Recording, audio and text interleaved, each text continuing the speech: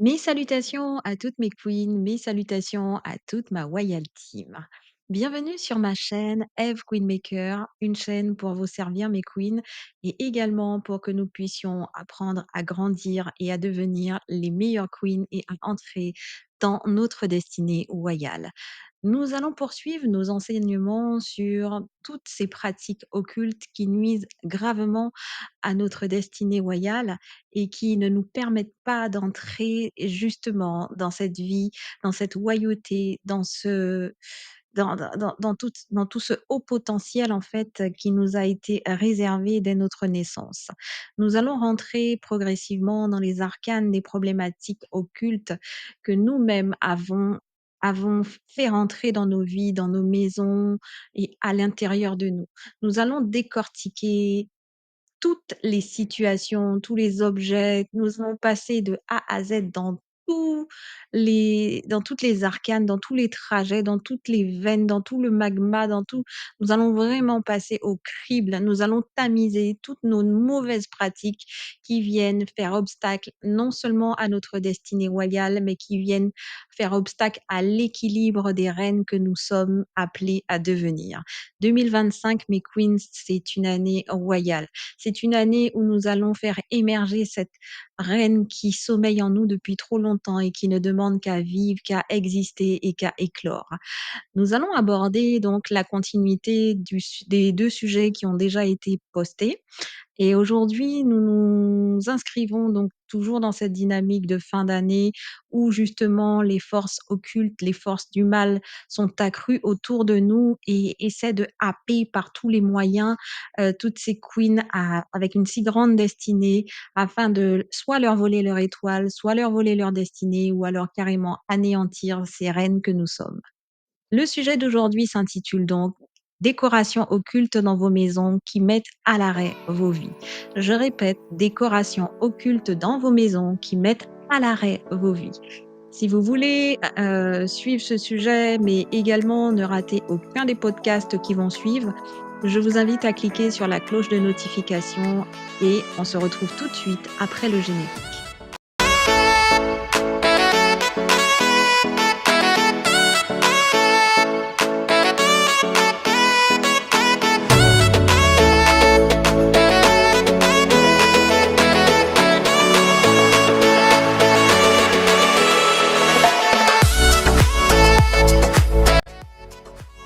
Alors, pour introduire notre sujet décoration occulte dans vos maisons qui mettent à l'arrêt vos vies, j'ai trouvé intéressant de pouvoir vous faire quand même une petite introduction assez costaud et qui rentre quand même dans le vif du sujet, hein. En soi, une introduction, c'est censé être une vitrine, mais celle-ci, elle donne le ton. Et donc, du coup, je voulais vous parler des objets, des décorations que vous mettez dans vos maisons. Sachez que chaque accessoire, chaque objet de décoration a une signification. Chaque décoration a un vécu. Il a une histoire, une résonance, une vibration, un magnétisme, une énergie, un sens. Aucun objet, en fait, dans ce monde n'est dénué de sens et aucun objet n'est neutre, en fait. Si vous choisissez une décoration d'intérieur, si vous faites partie, en fait, de ceux et de celles qui choisissent des décorations d'intérieur selon la tendance, ou alors qui acceptez, des cadeaux de X ou Y, de la famille, de personnes qui vous aiment bien, alors que ça ne fait pas forcément partie de vos goûts. Ou alors, si vous choisissez vos décorations en fonction d'un budget, vous prenez cela par rapport à son prix et pas parce que vous y avez longuement réfléchi, sachez que c'est un tort. Alors, je ne viens pas vous donner des leçons ou vous juger. Je viens juste pour que nous soyons, pour l'année 2025, des queens éveillées et que chaque action, chaque chose que nous entreprenons, chaque acte que nous allons poser soit mûrement réfléchi et que tout prenne sens dans nos vies, car dans ce monde dans lequel nous existons, dans lequel nous vivons, tout a un sens, tout a une signification, tout a une symbolique.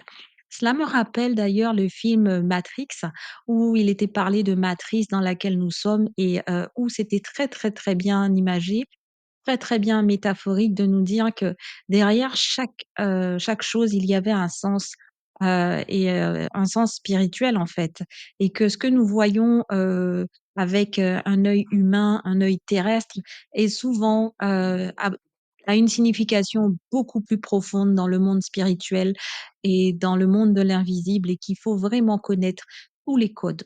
Nous ne pouvons pas nous permettre de vivre sur cette terre sans avoir les codes de vie et c'est important de pouvoir non seulement écouter des podcasts, mais également acheter des livres et surtout, je pense que le plus grand livre qui raconte tous les codes de cette société, vous ne trouverez pas mieux, il a traversé les siècles, c'est la Bible. Je vous invite sérieusement à mettre un programme en place et à faire entrer la lecture de la Bible dans votre agenda 2025 si ce n'est pas encore fait. Quand bien même vous avez déjà lu la Bible, ne vous lassez pas de la relire car il y a certainement des sens que vous n'avez pas encore découverts à certains versets, certains chapitres, certains livres. Donc, je vous invite à le faire. Nous continuons donc. J'ai choisi également de parler de ce sujet parce que bien souvent, il arrive que nous nous sentions retenus par notre passé, que nous ayons la sensation de ne plus avancer dans nos vies, que nous puissions nous sentir fatigués, lassés, mais physiquement, mentalement, émotionnellement quand nous rentrons à la maison, alors que c'est censé être un havre de paix. Il arrive que l'on puisse se sentir également quand on rentre chez nous déprimé, mais sans raison, parce qu'il n'y a aucun obstacle ou aucun élément particulièrement négatif qui expliquerait cette déprime. Il arrive que votre esprit soit encombré, que vous vous sentiez submergé par des émotions négatives, et là encore sans raison, quand vous rentrez chez vous, que vous vous sentiez oppressé, que vos finances soient catastrophiques, que vos relations soient catastrophiques, enfin que votre vie, rien ne fonctionne. Et si jamais vous vous retrouvez dans l'une ou dans plusieurs des situations que je viens de vous décrire, je pense, mes queens, qu'il est temps de vous poser les bonnes questions et il est temps de vous poser des questions sur votre intérieur, sur votre décoration, sur l'environnement dans lequel vous vivez et ce que vous y avez mis et qui peut éventuellement faire obstacle à votre épanouissement, à votre équilibre, à votre prospérité et que sais-je. Donc du coup, sans plus tarder, nous allons directement rentrer dans le vif du sujet. Alors, je vous ai préparé 6 points, mais sachez qu'il en existe plein d'autres.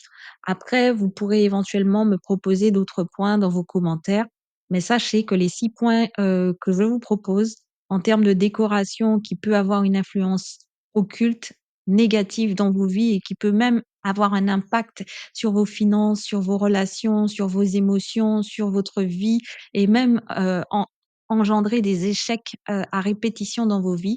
Sachez que ces 6 points sont modulables et que vous pouvez en trouver plein d'autres autour. Donc, vous pouvez à partir de ces 6 points, en tout cas, en trouver toute une, ribambelle, mais, on peut partir sur ce point de départ. Le tout premier que j'ai à vous proposer, ce sont des tableaux. Alors faites attention mes queens quand, je sais que c'est magnifique, hein, les tableaux. Moi j'aime beaucoup les tableaux, c'est l'une des premières choses quand, ma maison a été, faite, et que les murs ont été peints. J'avais déjà envisagé la couleur, la forme et même l'emplacement des tableaux que je souhaitais mettre, dans ma maison. Et j'ai même, commandé ces tableaux puisque je ne trouvais pas sur place ce qui me plaisait et qui rentrait vraiment dans cette idée de la déco que j'avais et j'étais super contente quand c'est arrivé et je me suis empressée de les mettre, voilà. Et puis quelque temps après, quelque temps, c'est 2 ans après, hein, je me suis rendu compte que chaque fois que je passais devant le tableau en plus, je l'avais acheté en 3 exemplaires parce que je voulais une trilogie. Ils étaient en 3 exemplaires mais similaires et il y avait quelque chose qui m'interpellait mais je ne savais pas trop. J'étais mal à l'aise, il y avait un truc qui clochait et un jour, j'ai eu l'occasion de déplacer ce tableau ou de le changer parce qu'on pouvait le mettre, mais dans divers sens. Et un jour, je l'avais changé, je les avais changés, donc les 3. J'avais changé le sens des tableaux et je me suis rendu compte qu'il y avait une drôle de forme, un espèce de fantôme dessiné sur les 3 tableaux et en noir. Mais c'était vraiment laid. Il y avait cette image de tête de mort dans le tableau alors que c'était, multicolore, hein. Et à la base, ça ne se voit pas, hein. C'est juste parce que j'ai changé le sens du tableau que là, ça a fait sens et que voilà. Donc j'ai pris une photo du tableau pour voir si c'était une perspective ou si c'était dans ma tête. J'ai envoyé les photos, à des proches, à des amis et je leur ai demandé ce qu'ils voyaient dans ce tableau. Et la première chose qu'ils ont vue, c'est super bizarre, ce ne sont pas les belles couleurs, ce n'est pas la beauté du tableau, c'est justement cette forme qui n'avait rien à y voir dans le tableau. Je vous avoue que je n'aime pas tout ce qui est mystique, ésotérique, tout ce qui a un sens, négatif et tout ce qui pourrait engendrer la peur, quelque chose de noir, de négatif. Je ne suis pas attirée par ce genre de choses et du coup, je vous avoue que j'ai pris les tableaux et que je les ai descendus à la poubelle, voilà. Donc tout cela pour vous dire que faites attention quand vous achetez des tableaux. Là encore, je ne connais pas le sens de ce tableau, que j'ai dû enlever chez moi. Mais je sais qu'il existe énormément de tableaux qui ont des symboles ésotériques, qui ont des symboles kabbalistiques, qui ont des symboles occultes et qui même, ont été, faits dans des conditions très particulières ou avec des matières qui ne sont pas saines, qui ont été vraiment, travaillées mais de manière occulte et que vous mettez chez vous. Les personnes qui travaillent ce genre de tableau et qui mettent des symboles occultes et qui mettent des matières même qui ont été travaillées dans le monde occulte, savent pourquoi elles le font. C'est-à-dire qu'elles rentrent chez vous et elles vous enlèvent quelque chose. Elles y gagnent, elles ont quelque chose forcément à y gagner. Je sais que là encore, ça a l'air un peu fou ce que je vais vous raconter, ce que je vous dis, mais il est important que vous puissiez partir du principe qu'il n'y a rien. Je dis bien rien qui puisse exister sur cette terre qui soit neutre, rien qui n'ait un sens, une signification ou un symbolisme. Et quand vous mettez sciemment dans un tableau des signes occultes, vous mettez des objets occultes avec une signification kabbalistique occulte, il y a une raison. Il y a une raison et si vous, en tant que personne, vous n'avez pas forcément capté cela, vous ne connaissez pas forcément la signification de ces symboles, vous ne connaissez pas forcément en tout cas, vous n'avez pas vu, sachez que beaucoup de personnes disent: «Ah ben, de toute façon, je n'ai pas acheté dans cet esprit, j'ai acheté pour la couleur, ça ne me fera rien, ça ne fera rien chez moi, je ne crois pas en ces choses-là». Mais non, en fait, même si vous n'y croyez pas, l'objet, il est là, au sein de votre maison, il trône même au milieu de votre salon ou de votre chambre et forcément, il y aura des conséquences, il y aura un impact, il y aura une influence dans votre vie et faire, régner cette atmosphère, laisser régner ces objets, ces tableaux, ces décorations, en mettre chez vous, c'est une porte ouverte et c'est une brèche, non seulement dans votre maison, mais dans votre vie parce que ça aura une influence sur l'atmosphère de votre maison, l'énergie de votre maison, mais l'énergie aussi vous concernant, sur votre vibration et la vibration de votre maison, sur vos relations et même des fois sur vos finances. Voilà. Donc faites attention quand vous achetez des tableaux, faites attention. Il en est de même pour le deuxième point, c'est-à-dire tout ce qui est statues, statuettes, figurines. Beaucoup de personnes achètent des statues, des statuettes et des figurines parce que c'est joli, la couleur, ça va bien dans le décor, ça va bien avec l'idée qu'ils se font d'une décoration. Ça a un côté très, très, très, très enfin, galerie, très art, voilà. Au-delà de cet aspect très artistique que je n'en disconviens pas et même au-delà de l'esthétisme parfois de ces statues et de ces objets, sachez qu'il y a une signification également derrière ces objets. Des fois, vous achetez des statuettes qui représentent, un être, ou une déesse ou je ne sais trop quoi d'autre. Cherchez. Cherchez d'abord quelle est l qu'est-ce que cette déesse? Qu'est-ce que cette personne? Qu'est-ce qu'elle représente, d'accord? Et franchement, je pense que même avant d'acheter des objets déco tels que tableaux, statuettes et tous les autres qui vont suivre, vous devez quand même recommander la décoration de votre maison à Dieu. Vous devez être aligné avec vos valeurs, avec vos croyances, avec vous-même, avec vraiment ce que vous souhaitez dans ce monde et vous devez vous documenter. Ce n'est pas pour rien que l'histoire de l'art existe. Ce n'est pas pour rien que l'histoire d'un pays, la culture d'un pays, les traditions d'un pays sont écrites dans des bouquins ou dans des reportages et des documentaires. Comment pouvez-vous accepter de faire entrer chez vous des objets qui sont pleins de symbolisme, pleins d'histoires, pleins de vécus, pleins d'expériences et pleins de significations, de vibrations et d'énergie, sans que vous n'ayez fait au préalable une recherche? Moi, je trouve ça vraiment fou. Ensuite, le troisième point, ce sont les sculptures.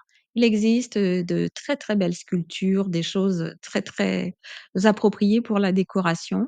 Mais là encore, je vous invite à chercher, qui a fait la sculpture, quels étaient ses idéaux, ses croyances, son mouvement, le courant de son art et aussi quelles étaient ses pratiques. Est-ce qu'il a eu une vie en accord avec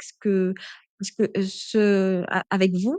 Et avec vos valeurs? Ou est-ce qu'il a plutôt eu une vie qui n'était pas en accord avec vos valeurs? C'est important de chercher parce que vous faites entrer une énergie.